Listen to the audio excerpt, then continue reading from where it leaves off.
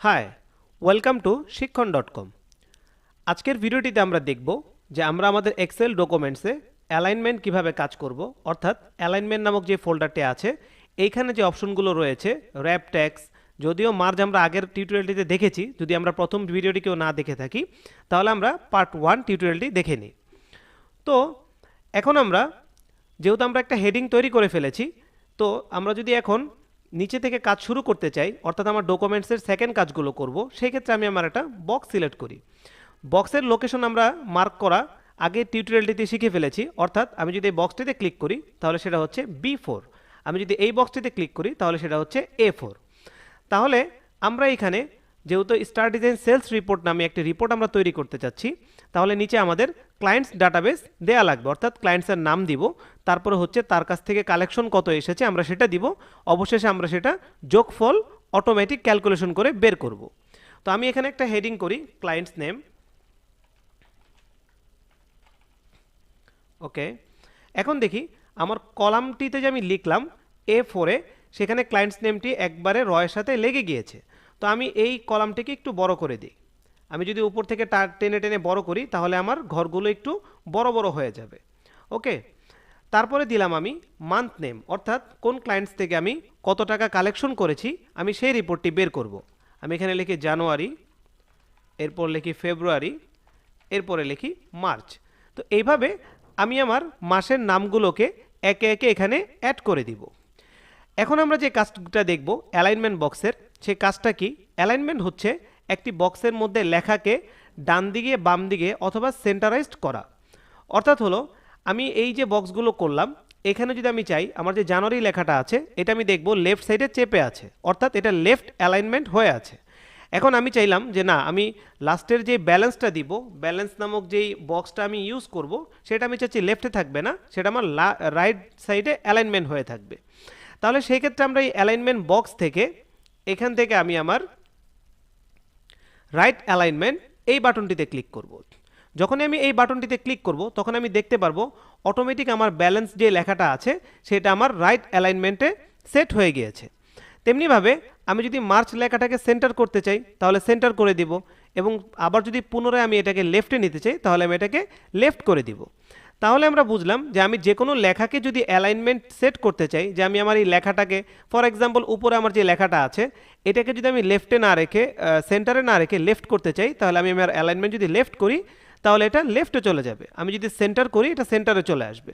Alignment হচ্ছে বক্সের ভিতরে আমাদের লেখাগুলোকে মুভ করা, ডানে বামে অথবা মাঝখানে রাখা।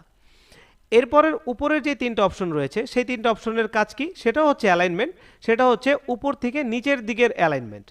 তো সেটা দেখার জন্য আমি আমার যে রটি আছে সেই রটি আমি আমার নিচের দিকে টানি, আমি একটু বড় করে নিলাম।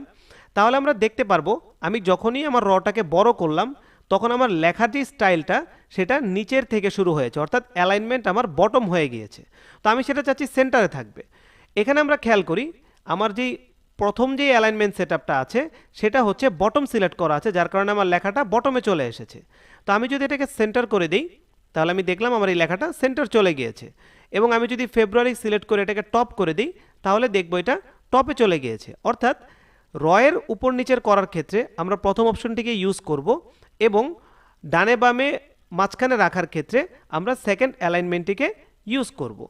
এই হলো আমাদের অ্যালাইনমেন্ট সেটিং। আমরা যে কোনো ডকুমেন্টস তৈরি করার ক্ষেত্রে আমরা আমাদের অ্যালাইনমেন্টগুলোকে এভাবে সেট করে নিব। এটাকে ছোট করে ফেলি, পুরোটাকে একসাথে সিলেক্ট করি, করে এটাকে সেন্টার করে দিলাম। ওকে, এখন আমরা এই অপশনটিকে আগের ভিডিওতে রেখে দিয়েছিলাম যে আমরা পরবর্তী ভিডিওতে আমরা এই অপশনটি শিখব। এই অপশনটির কাজ কি? আমরা যদি দেখি যে আমরা প্রথম ডকুমেন্টসের একটি হেডিং করেছি স্টার ডিজাইন সেলস রিপোর্ট। তো এখন চাচ্ছি পরবর্তী যেই আমরা কলামগুলো করেছি এটা হচ্ছে পরবর্তী টেবিলের হেডিং, অর্থাৎ আমি ক্লায়েন্টস নেমের মধ্যে একজনের নাম দিলাম, দেওয়ার পরে আমি খুব ইজি নিচের বক্সে যাওয়ার জন্য এন্টার প্রেস করব। যখন আমি এন্টার প্রেস করব তখনই আমার নিচের ইমিডিয়েট রতে চলে যাবে।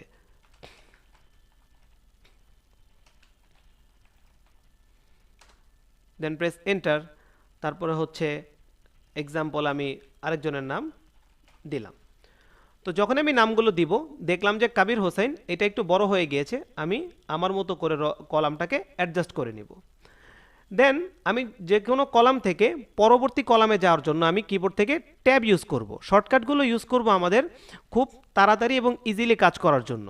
ওকে, এন্টার দিলে আমাদের নিচের কলামে চলে আসবে এবং ট্যাব ইউজ করলে পাশের কলামে চলে যাবে। তো আমি এমডি আলামিনের কাছ থেকে দেখালাম যে 2019 সালে তার কাছ থেকে 50,000 টাকা কালেকশন হয়েছে। দেন প্রেস ট্যাব, এখানে দিলাম 40,000, দেন ট্যাব, এখানে দিলাম 80,000। ওকে, এখন দেখি আমাদের যে নাম্বারিং ফরম্যাটটা আছে, অর্থাৎ আমরা তো জানি আমরা এক্সেলে 3 ধরনের কাজের কাজ করব, ফর্মুলা, টেক্সট, নাম্বারিং। নাম্বারিং যে ফরম্যাটটা আমাদের আছে সেই ফরম্যাটটি রাইট সাইড হয়ে গিয়েছে, তো ডিজাইনগতভাবে জিনিসটি সুন্দর না। তো আমরা এই 3টা লেখাকে সিলেক্ট করে অ্যালাইনমেন্ট রাইট করে দিই, যেহেতু আমরা এখন টেক্সটের অ্যালাইনমেন্ট করা শিখে গিয়েছি। এখন দেখুন সেমভাবে আমি এখানে দিলাম মনে করেন 35,000, 40,000, 45,000, ট্যাব দিলাম। এখন নিচে যাওয়ার জন্য আমি এন্টার প্রেস করি, এন্টার, নিচে চলে এসেছে 15,000, 5,000। ওকে, এখন আমরা যে ডকুমেন্টসটি নিয়েছি ওই ডকুমেন্টসটি আমরা প্রথমেই সেভ করে নিয়েছিলাম। এখন যে আমরা কাজ করছি অবশ্যই মনে রাখতে হবে কিছুক্ষণ পরপর আমাদের কন্ট্রোল এস প্রেস করে আমাদের ফাইলটিকে সেভ করে নিতে হবে, অথবা উপর থেকে আমরা এই ব্লু কালারের বাটনটিও যদি চাপ দেই তাহলে হচ্ছে আমাদের ডকুমেন্টসটি আমাদের নির্দিষ্ট ফোল্ডারে সেভ হয়ে যাবে। কন্ট্রোল এস চেপে চেপে আমরা কিছুক্ষণ পরপরে আমাদের ফাইলটিকে সেভ করে নিব। এখন আমরা এই যে একটি ডকুমেন্টস তৈরি করছি, এর মধ্যে দেখুন প্রথমটি হচ্ছে আমার স্টাডিজ অ্যান্ড সেলস রিপোর্ট, পরবর্তী যেটা আছে এটাও কিন্তু আমার একটি সেকেন্ড হেড। অর্থাৎ আমি যদি এখন প্রিন্ট প্রিভিউতে যাই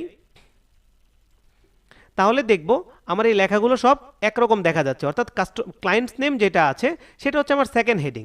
এটাকে বোঝানোর জন্য আমি কি করব, আমি এটাকে সিলেক্ট করি, করার পরে এইখান থেকে তীরটাতে ক্লিক করে আমি এখানে বক্স বর্ডার দিয়ে দিই। দেওয়ার সাথে সাথে কি হলো, আমার এই বক্সটা একটা বর্ডারের আন্ডারে চলে আসলো। আমি এখন প্রিন্ট প্রিভিউতে যাই, তাহলে দেখব আমার যে প্রথম লাইনটি রয়েছে সেই লাইনটি একটি বক্সের মধ্যে চলে গিয়েছে। তো একজন দেখলে ইজিলি বুঝতে পারবে ওইটা হচ্ছে হেডিং, নিচেরটা হচ্ছে তার ডিটেলস। তো আমরা এখান থেকে কি করব, বিভিন্ন রকম বক্স আছে, আমি যদি শুধু নিচে দিতে চাই, শুধু টপে দিতে চাই, শুধু লেফটে দিতে চাই, শুধু রাইটে দিতে চাই, আমি চাইলে এইভাবে এখান থেকে আমরা ইউজ করতে পারবো। এরপরে ড্র বর্ডারের নিচে আরও কিছু অপশন রয়েছে, অর্থাৎ লাইন কালার। আমি যে বর্ডারটা দিয়েছি আমি চাচ্ছি এটা ব্ল্যাক না হয়ে ব্লু কালার হবে, তাহলে একটা পেন্সিল চলে এসেছে। তো এই পেন্সিলটিকে আমি এভাবে ড্র্যাগ করি, দেন এগেইন। এখন যদি আমি প্রিন্ট প্রিভিউতে যাই তাহলে আমি দেখব আমার যেই বর্ডারটি আছে সেই বর্ডারটি ব্লু কালার হয়ে গিয়েছে। ওকে, তো এইভাবে আমরা চাইলে আমরা আমাদের যে টেবিলটি আমরা করছি সেই টেবিলের কালারটিকে আমরা চেঞ্জ করতে পারি। তারপরে এর আগের ভিডিওতে আমরা দেখেছি ব্যাকগ্রাউন্ড কালার, আমি এখানে একটা ব্যাকগ্রাউন্ড কালার দিয়ে দিই, সেই ক্ষেত্রে এটা আমার আরেকটু সেপারেট হয়ে গেল। তো এই ভিডিওটিতে আমরা দেখলাম যে আমরা আমাদের টেক্সটের অ্যালাইনমেন্টগুলো কিভাবে ইউজ করব এবং কিভাবে একটা বর্ডার দিব, বর্ডার দিয়ে আমরা আমাদের পেজটিকে ডিজাইন করব। নেক্সট ভিডিওতে আমরা এই যে ব্যালেন্সগুলো আমরা আনলাম এই ব্যালেন্সগুলোকে ক্যালকুলেশন করে কিভাবে এই ব্যালেন্স কলামে নিয়ে আসব এই সম্বন্ধে আমরা আলোচনা করব। Thank you.